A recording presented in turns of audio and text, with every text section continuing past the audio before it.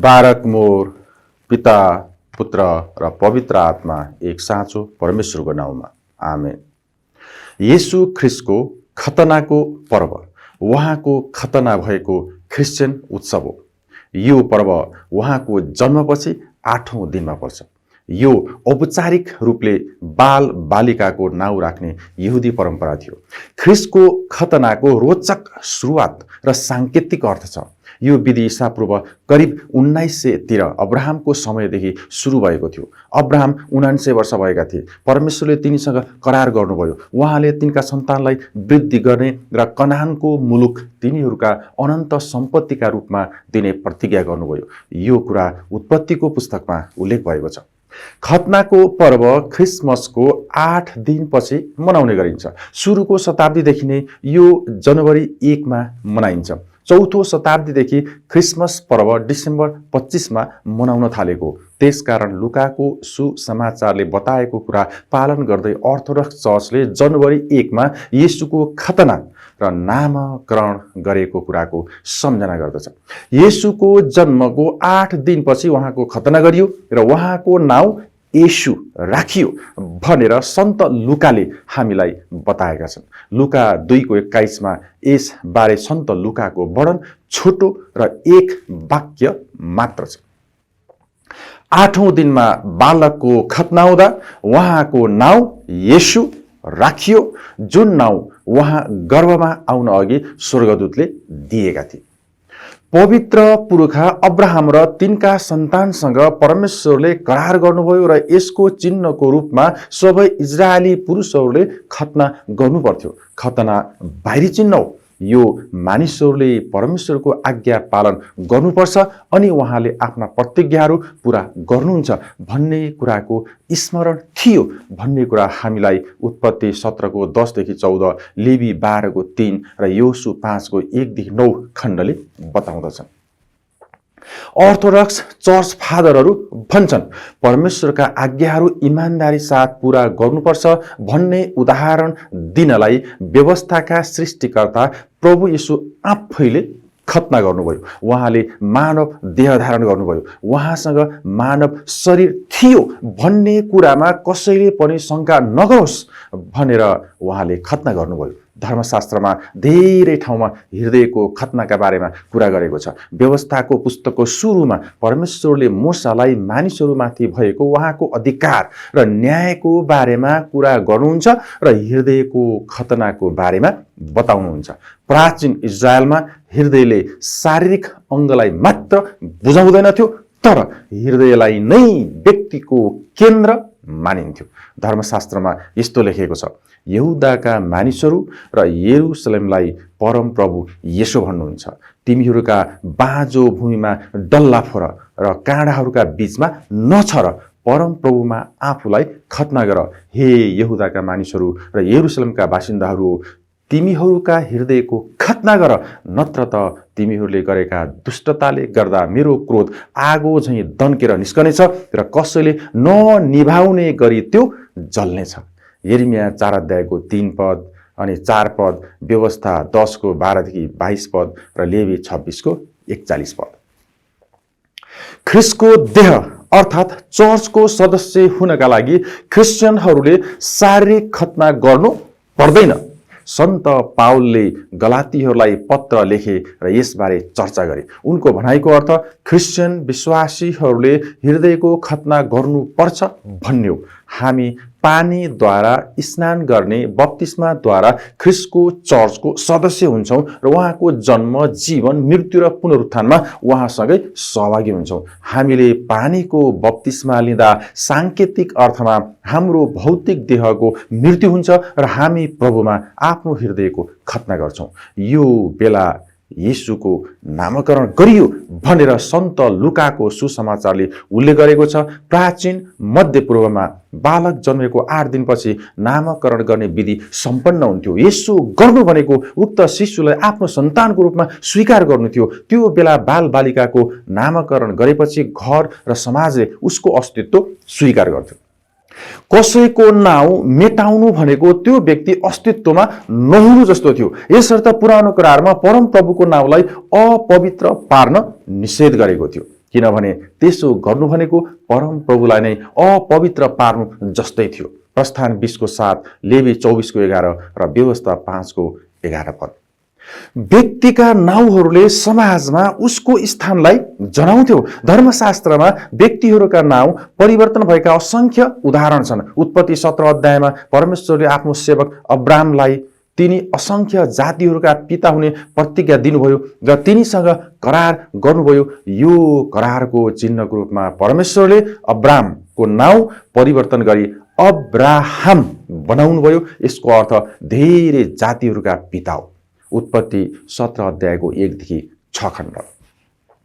अब्राहमकी पत्नी साराईले वृद्ध अवस्थामा बालक इसहाक जन्माउने भइन् अनि तिनको नाउँ परिवर्तन गरी सारा राखियो। याकुबले परम प्रभुको स्वर्गदूतसँग कुस्ती लडे, त्यसपछि तिनको नाउँ परिवर्तन गरी इजरायल राखियो। उत्पत्ति 32 अध्यायको 28 पद। नयाँ करारमा क्रिस्चियनहरूलाई सताउने स्तिफनस माथे ढुङ्गा हान्ने फरिसी साउलको नाउँ परिवर्तन भयो र पावल भयो। प्रेरित 13 अध्यायको 9 पद। येशूको जन्मका कथाहरू पढ्दा उहाँलाई धेरै नाउँहरू दिएको हामी थाहा पाउँछौँ। जस्तै ख्रिस्ट मत्ती 1 अध्यायको 1 पद, इम्मानुएल मत्ती 1 को 35 पद, यहुदीहरूका राजा मत्ती 2 को 2, सर्वोच्चका पुत्र लुका 1 को 32, परमेश्वरका पुत्र लुका 1 को 35, मुक्तिदाता लुका 2 को 11 र प्रभु लुका 2 को 11। उहाँका अन्य नाउँहरू पनि छन्, जस्तै रब्बी यूहन्ना 1 को 49, मानिसको पुत्र मर्कुस 9 को 31 र दाउदको पुत्र मत्ती 9 को 27। सुरुका क्रिस्चियन विश्वासीहरूले आश्चर्य कर्महरू गर्न र भूतहरू थपाउन येशूको नाउँ प्रयोग गर्थे। प्रेरित 3 अध्यायको 6 पद, 4 अध्यायको 12 पद र मर्कुस 16 को 17 पद। साथै मानिसहरूले पाप क्षमाका निम्ति र क्रिस्चियन समुदायमा प्रवेश गर्नका लागि यो येशूको नाउँमा बप्तिस्मा लिन्थे। प्रेरित 2 अध्यायको 38 देखि 39 पद। यस संसारका भूतहरूको माझमा समेत येशूको नाउँले शक्ति र पराक्रम ल्याउँथ्यो। फिलिप्पी 2 अध्यायको 5 देखि 11 खण्डमा लेखेको छ, तिमीहरूमा यस्तो मन होस् जो ख्रिस्ट येशूमा पनि थियो। परमेश्वरको स्वरूपमा भएर पनि उहाँले परमेश्वरको बराबर हुने कुरालाई एउटा पक्री राख्ने वस्तु जस्तो ठान्नु भएन, तर आफैलाई रित्याइकन कमाराको रूप धारण गरेर तथा मनुष्य भएर जन्मनुभयो। स्वरूपमा मानिस जस्तै भएर आफैलाई होच्याउनु भयो र मृत्युसम्मै अर्थात् क्रुसको मृत्युसम्मै आज्ञाकारी रहनुभयो। त्यसै कारण परमेश्वरले उहाँलाई अति उच्च पार्नुभयो र उहाँलाई त्यो नाउँ प्रदान गर्नुभयो जो हरेक नाउँभन्दा उच्च छ, कि स्वर्गमा, पृथ्वीमाथि र पृथ्वी मुनि भएका हरेक प्राणीले येशूको नाउँमा घुँडा टेक्नुपर्छ र हरेक जिब्रोले परमेश्वर पिताका महिमाका निम्ति येशू ख्रिस्टलाई प्रभु भनी स्वीकार गर्नुपर्छ। सुरुका क्रिस्चियन समुदायले प्रार्थनाको समयमा येशूको नाउँलाई प्रयोग गर्यो। यस्तो प्रार्थना आज पनि गरिन्छ र यसलाई येशूको प्रार्थना भनिन्छ। यो प्रार्थनाका शब्दहरू यस प्रकार छन्: हे प्रभु येशू ख्रिस्ट, परमेश्वरका पुत्र, कृपा गरी म पापी माथि दया गर्नुहोस्। यो प्रार्थना हाम्रो लिटर्जीमा धेरै पटक दोहोऱ्याएको छ। कुरिएलाई सुन। प्रार्थनाका बारेमा येशूका विशेष आज्ञाहरू पढेर र बुझेर यो प्रार्थना बनाएको। यूहन्ना 16 को 23 देखि 24 येशूले भन्नुभयो, साँच्चै म तिमीहरूलाई भन्दछु, तिमीहरूले मेरो नाउँमा पितासँग जे माग्छौ उहाँले त्यो तिमीहरूलाई दिनुहुनेछ। अहिलेसम्म तिमीहरूले मेरो नाममा केही मागेका छैनौ, माग अनि तिमीहरूले पाउनेछौ। यसरी तिमीहरूको आनन्द पूर्ण होस्। यूहन्नाको सुसमाचारमा येशूले यसअघि आफ्ना चेलाहरूलाई भन्नुभयो, तिमीहरूले मेरो नाममा जे माग्छौ म त्यो गर्नेछु, यसैले कि पुत्रमा पिताको महिमा होस्। यदि तिमीहरूले मेरो नाउँमा केही माग्यो भने म त्यो गर्नेछु। यूहन्ना 14 को 14। साथै येशू आफैले हामीलाई प्रभुको प्रार्थना दिनुभयो। त्यो प्रार्थना हामी दिनौं र परमेश्वरको आराधना सेवाहरूमा पढ्ने गर्छौं। प्रभुको प्रार्थनाले पिताको रूपमा परमेश्वरको नाउँलाई पुकारा गर्दछ। हे हाम्रा स्वर्गमा बस्नुहुने पिता, तपाईको नाउँ पवित्र मानियोस्, तपाईको राज्य आओस्, तपाईको इच्छा स्वर्गमा झैं यस पृथ्वीमा पनि पूरा होस्। हामीलाई आजको भोजन दिनुहोस्, हाम्रा पाप क्षमा गरिदिनुहोस्, जसरी हामीले पनि हाम्रा अपराधीहरूलाई क्षमा गरेका छौँ। हामीलाई परीक्षामा पर्न नदिनुहोस्, तर दुष्टबाट छुटकारा दिनुहोस्, किनभने राज्य, पराक्रम र महिमा सदा सर्वदा तपाईँकै हुन्। मत्ती 6:9देखि 13 र लुका 11:2देखि 4 खण्ड। येशूले आफ्ना चेलाहरूलाई प्रार्थनाको सम्बन्धमा शक्तिशाली बयान दिनुभयो। उहाँका चेलाहरूका मुख्य जिम्मेवारी पितासँग माग्ने वा निवेदन गर्ने हो। अर्थोडक्स क्रिस्चियन लिटर्जीको आराधनामा हामी आशीर्वाद सहित प्रार्थनालाई अन्त्य गर्छौँ, पिता, पुत्र र पवित्र आत्माको नाउँमा। हामी जीवितहरू, मृतकहरू, बिरामीहरू र दुःख भोगिरहेकाहरूका निम्ति, मुलुकको शान्तिका लागि, राजा, राष्ट्रपति, शासकहरू, संसदहरू, उच्च पदस्थ अधिकारीहरू र सशस्त्र सेनाहरूका लागि हामीले गर्ने सबै प्रार्थनाहरू हामी येशू र उहाँका पिता र जीवन दिने पवित्र आत्माको नाउँमा गर्दछौँ। एफिसी 6:18देखि 20 खण्डमा प्रेरित पावल भन्छन्, हामीलाई हरेक दिन प्रार्थना गर्न बोलावट भएको छ। सारा प्रार्थना र निवेदन साथ सब समय पवित्र आत्मामा प्रार्थना गर। यस उद्देश्यले लगनशील र सतर्क भएर सबै सन्तहरूका निम्ति प्रार्थना गरिरहौ। मेरो निम्ति पनि प्रार्थना गर कि जब म आफ्नो मुख खोल्छु तब मलाई वचन दियोस् र म निर्भयता साथ सुसमाचारको रहस्य घोषणा गर्न सकूँ, जसको निम्ति म साङ्लाले बाँधिएको एक राजदूत हुँ र जसरी मैले बोल्नुपर्ने हो त्यसरी म साहससँग बोल्न सकूँ।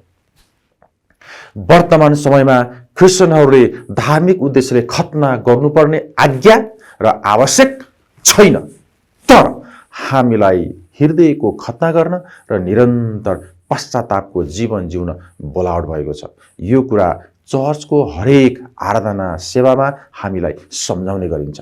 साथै हामीले गर्ने पश्चातापको प्रार्थना सधैँ येशू ख्रीष्ट, परमेश्वर पिता र जीवन दिने पवित्र आत्माको नाउँमा गरिन्छ।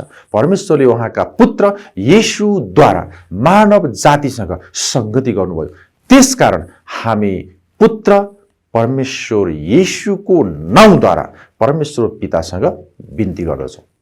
यति बेला हामीले नयाँ वर्षमा प्रवेश गर्न लागेका छौँ र यो शुभ अवसरमा हामीले आफ्नो हृदयको खतना गरौँ र आफैलाई हाम्रा प्रभु येशू ख्रीष्टमा अर्पण गरौँ। तपाईको जीवनमा परमेश्वरको आशिष र शान्ति रहिरहोस्।